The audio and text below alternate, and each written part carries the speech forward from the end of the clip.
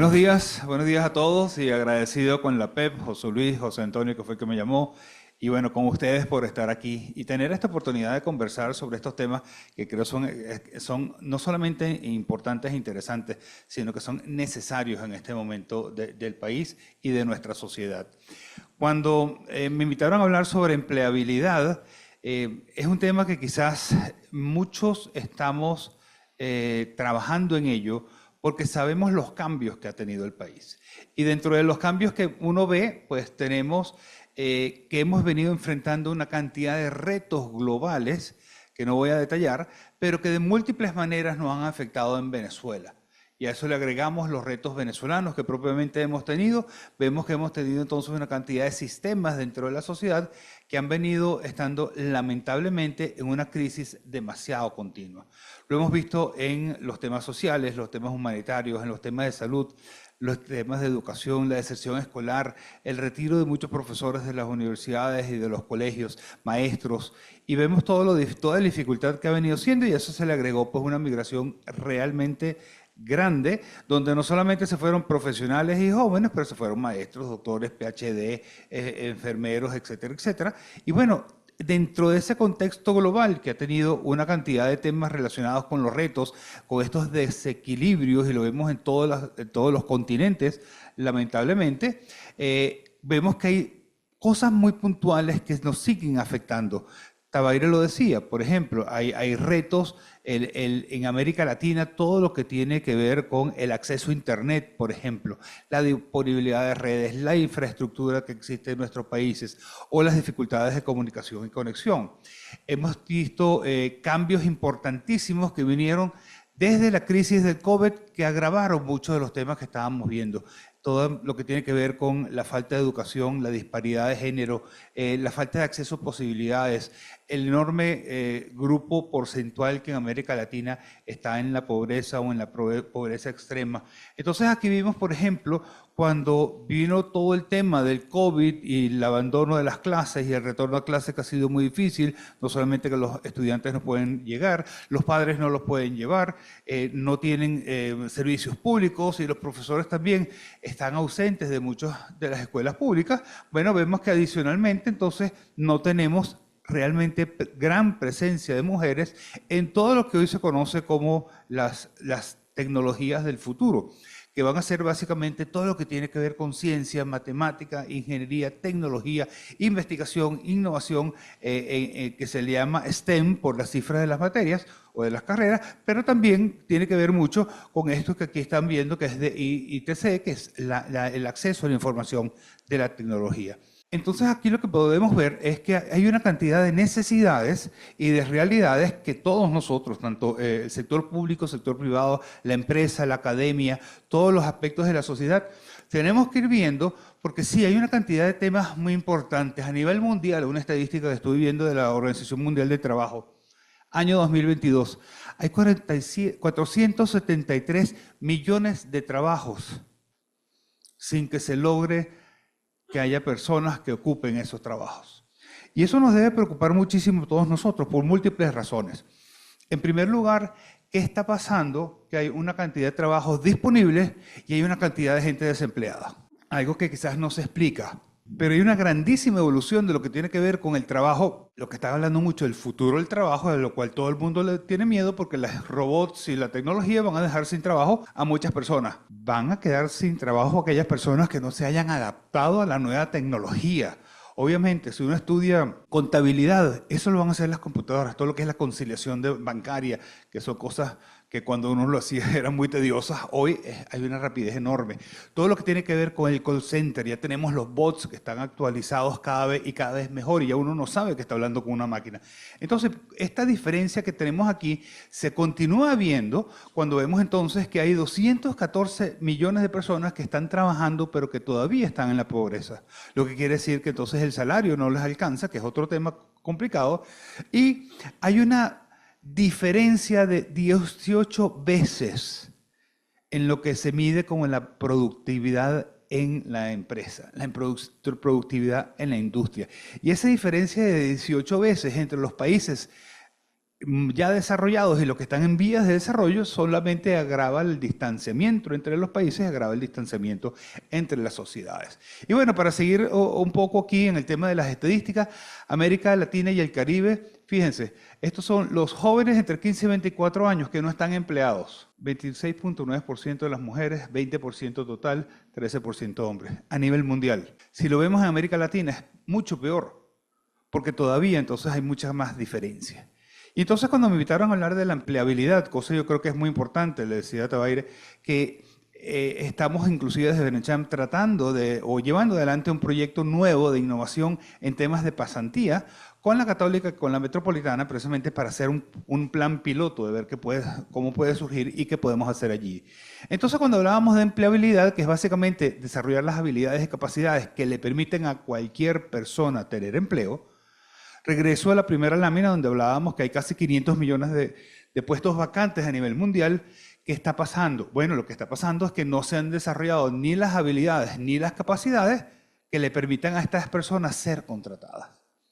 Y no estamos hablando de ciencia, no estamos hablando de tecnología, no estamos hablando de ser médicos, estamos hablando de una cantidad de profesiones, y estamos hablando de oficios, estamos hablando de todo lo que en el caso de la PEP se enseña y se ha venido enseñando por 60 años, porque nos hacen falta, y parece mentira en una sociedad que ha tenido tantas dificultades, nos hacen falta no solamente plomeros, sino buenos plomeros, buenos carpinteros, buenos electricistas, buenas personas que conozcan las nuevas tecnologías. ¿Quiénes de ustedes tienen algún aparato tecnológico, bien sea de internet, de wifi, de televisión, que no lo sabemos utilizar en la casa? Y uno llama a alguien y a menos que consiga un sobrino que sabe, muchas personas no lo van a saber y nos quedamos con estos dispositivos si nosotros podemos utilizar. Entonces, cuando la empleabilidad es esto, que es el desarrollo de habilidades y capacidades, tenemos entonces que entender que tenemos que estar trabajando con la persona. Es el niño, es el joven que está en el colegio, el joven que va al instituto técnico, el que está en sexto año estudiando electricidad o emprendimiento o algún tema de computación. Porque básicamente lo que se necesita, no solamente para hoy, sino para el futuro, es que desarrollemos las habilidades para que esta persona, este trabajador, siga siendo relevante. Y eso a veces se nos olvida. Están pasando muchos temas demográficos. El mundo, por primera vez en la historia, pasó de 8.000 millones de habitantes hace tan solo 2 años. El crecimiento ha sido tan drástico y tan acelerado por algunos descubrimientos que se hicieron a principios del siglo pasado, que nunca antes habían habido tantas personas en el planeta. A principios de los años 20 y 30 se desarrollaron las primeras vacunas, los primeros antibióticos, la penicilina sobre todo, y eso le salvó la vida a tantos millones de personas que se llegó a los 1.000 millones de habitantes por allá por los años 30, a lo largo de toda la historia del ser humano, y en 90 años ya estamos en 8.000. ¿Qué pasa cuando tenemos 8.000 millones de personas, cuando estamos hablando que hay 500 millones de trabajos vacantes, que hay una cantidad de temas que tenemos que desarrollar? La educación es fundamental para el hoy y el futuro. Siempre hablamos de los jóvenes que son el futuro del país, pero es que si no los preparamos y formamos en el presente, nunca van a poder ser este futuro del país. Entonces, cuando hablamos de la empleabilidad en el mercado, tenemos que entender que hay muchas cosas que han venido cambiando, que han venido variando. En primer lugar, cambios tecnológicos, automatización, robótica, tecnología en las máquinas que aprenden, el Internet de las cosas, tantas cosas que a veces ni siquiera sabemos por la velocidad de lo que está pasando. Por supuesto, si estamos hablando de habilidades, eso hace que nuestras habilidades y nuestra experiencia sean obsoletas. Si yo no sé utilizar una computadora, si yo no sé utilizar un teléfono, que ya no es un teléfono, es un dispositivo. Uno da clase y le dice a los estudiantes, por favor, saquen su calculadora, y siempre sale alguien, un muchacho por allá, una muchacha dice, yo no traje calculadora, profe. ¿Qué le dice uno? Por favor, saca tu teléfono. Es un dispositivo inteligente que puede hacer de todo, pero que tampoco lo sabemos usar. Eso mismo pasa con nuestra mente. Que no la utilizamos a capacidad y no la sabemos usar. Y lo vemos en las distintas, hay 8 inteligencias que fueron descubiertos por el profesor Howard Gardner en la Universidad de Harvard por allá por los años 80. 8 tipos de inteligencia distintas. Obviamente, tú lo decías, Tabaire, no podemos estar enseñando de la misma manera como nos enseñaron a nosotros cuando estábamos en el bachillerato en los años 60, en la primaria en los años 60 o en el bachillerato en los años 70. Porque si todo evoluciona, también la educación ha tenido que haber evolucionado para cubrir la brecha de habilidades, entender las incertidumbres económicas. ¿Quiénes de ustedes conocen alguna persona que durante la pandemia se hayan verdaderamente enfermado por los temas que lamentablemente trajo la pandemia? ¿Alguien conoce? Varios, ¿no? ¿Quiénes de ustedes conocen a personas que durante la pandemia no se enfermaron por la pandemia, sino por depresión, emocionalidad, temas personales, más todavía, fíjense? ¿Y quiénes de ustedes conocen gente que durante la pandemia abrieron un negocio y fueron exitosos? Entonces, es cuestión de bajo qué perspectiva nosotros estamos viendo el entorno, lo que nos está sucediendo. Y por supuesto, sí, siempre hay incertidumbre. Pero en Venezuela hemos vivido incertidumbre desde el año 83. Entonces, en incertidumbre económica. Sería hora que supiéramos cómo se vive en incertidumbre. Y entre otros temas, pues tenemos cambios demográficos. Hay un envejecimiento de la fuerza laboral. No es que los ancianos van a estar en su casa sin hacer nada, y en Venezuela menos, porque los jóvenes fueron los que se fueron. Nos dejan a los ancianos, nos dejan a los nietos, están los ancianos teniendo que ocuparse de los nietos, pero teniendo que salir a trabajar, sobre todo que en las primeras de cambio, las personas que migran no tienen para mandar dinero para Venezuela. Entonces, en un cambio completo que se está ocurriendo, viene una necesidad de lograr un equilibrio entre la vida personal y laboral. Quienes comenzamos a trabajar en los 80, pues simplemente lo que hacíamos era trabajar. Y cuando uno trabajaba en una fábrica, trabajábamos hasta los sábados a las 2 de la tarde. Y descansábamos los domingos. Díganle a un joven de 22 años que tiene que trabajar el fin de semana. Exacto. Cambios regulatorios, cambios educativos, pero hay una cosa que es importante. Hay nuevos caminos educativos. Y esos son megatendencias globales. Y dentro de esos nuevos caminos educativos está la educación no tradicional y la formación para el trabajo. Yo creo que ustedes hacen una enorme labor y excelente labor en todo lo que tiene precisamente que ver con la formación, que es más allá de la educación. Para mí en particular, la educación es eso que hemos venido recibiendo desde que entramos en kinder, en maternal, en primer grado y que de ahí en adelante fuimos aprendiendo, pero adicionalmente también cómo nos estamos nosotros formando para entrar en el trabajo. Para que ese trabajo nos permita a nosotros conocer a ciencia cierta lo que necesitan no solamente las empresas, sino también los jóvenes y nosotros los adultos, gracias, para poder, fíjense, para poder estar trabajando, para haber desarrollado esas habilidades que necesitan las empresas hoy. Porque cuando el mundo cambia, cuando ya no somos 1.000, sino 8.000 millones de personas, cuando estamos hablando de no solamente los procesos tradicionales, sino también tecnológicos, cuando estamos viendo que todo es digital, tenemos que desarrollar nuevas habilidades y todos, no solamente los jóvenes que están estudiando, sino los adultos también. Entonces, cuando vemos todo esto, yo creo que lo importante aquí es entender que este entorno laboral cada vez va a ser más complejo. Y en ese proceso, cuando vemos que este siglo XXI planteó de entrada, no solamente la entrada del nuevo millennial, sino una cantidad de cambios de una velocidad enorme, cuando estamos en esta, ya lo que se conoce como la era del conocimiento, vemos que estos desafíos necesitan que las empresas sigan siendo sostenibles, que sigan siendo relevantes y que además le permitan trabajar a cada vez mayor número de personas.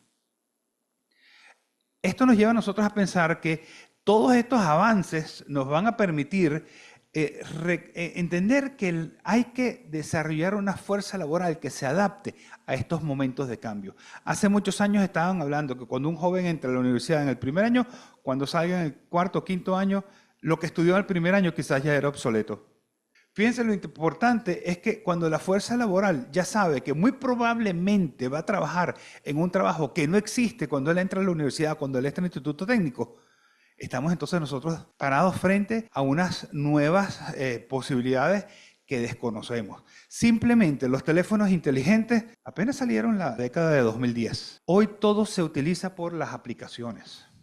todo se hace por las aplicaciones. Hasta el pago móvil más sencillo y más pequeño lo hacemos por las aplicaciones. Es una industria que no existía hace 15 años. O sea que imagínense todas las capacidades y habilidades que hay que haber desarrollado para lograrlo. Entonces, bueno, en este tema, en este momento, todos nosotros debemos estar planificando, desarrollando e implementando iniciativas para mejorar el manejo de los recursos humanos, pero para entender ese talento que está llegando a las organizaciones con nuevos conocimientos y nuevos requerimientos, pero que desde ya tienen que estar preparados para este futuro del trabajo o el trabajo del futuro. Pero básicamente debemos maximizar el talento. Y eso es algo que a las organizaciones se nos olvida. Y ese maximizar el talento tiene que ver mucho con precisamente estar de la mano con la academia, estar de la mano con instituciones como ustedes en APEP, estar de la mano con todos los que de alguna manera estamos formando y preparando jóvenes para que vengan entonces a poder trabajar en este mundo. Y entonces, cuando hablábamos de empleabilidad, Tabaire hablaba mucho de lo que es la innovación, no me voy a detener, pero básicamente es algo que es clave para el éxito de cualquier organización, pero también para el éxito de cualquier país, sobre todo en este momento. Entonces, no voy a detenerme aquí porque ya también estoy corriendo por el tema del tiempo, porque hay tanto material que compartir con ustedes que creo que nos pasa lo mismo, porque es demasiado importante. Pero hablemos de innovación educativa, que tiene que estar enfocada en las personas, el conocimiento, los procesos y la tecnología. Y a veces se nos olvida que todo esto es clave para cualquiera de las áreas en que estamos nosotros.